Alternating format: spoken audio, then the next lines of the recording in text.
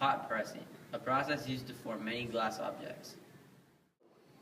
Hot pressing is used to make many kinds of glass objects, normally with a god of molten glass, which is a lump or mass of material, is put in the bottom of a heated mold.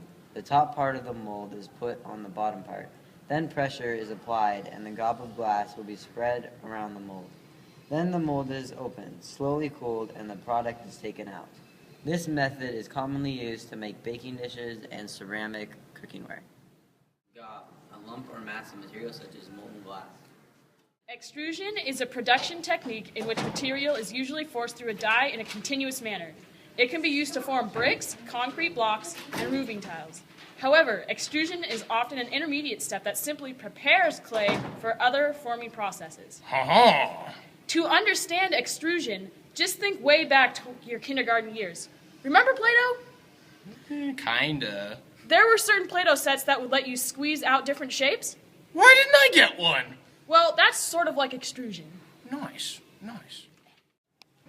Extrusion, a production technique by which material is usually forced through a die in a continuous manner. Ever wondered how a plate is made? Well, usually a forming method called jiggering is employed.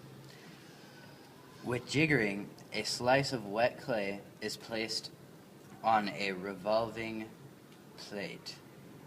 A template is then forced over the top of this, which shapes it. Jiggering, a process that uses a revolving mold and a template to form flat, circular, and oval-shaped ceramic pieces. Deflocculant, a substance that helps keep particles in suspension and prevents them from settling. Horas, amigos. As you may or may not know, there are two common forms of casting that are used in ceramics: tape casting and slip casting.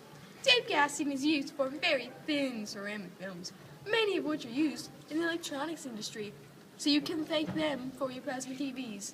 One method of tape casting uses a ceramic slurry that flows down an inclined plane onto a moving plastic film.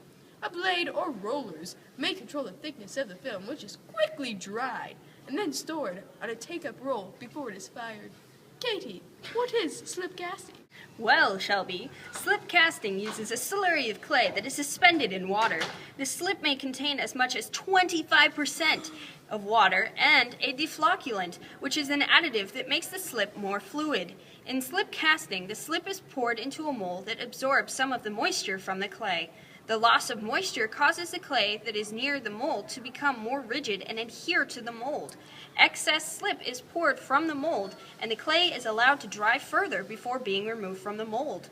More drying is necessary before the object can be finished. Besides vases and figurines, many practical objects like sinks and toilets are formed by slip casting. Why, Katie, that is very, very interesting. Thank you. That is interesting. Slip casting, a processing technique by which a mixture of clay and water are poured into a porous mold. Hello, ladies and gentlemen, and this is a message brought to you by the Got Milk Association to remind you to drink milk.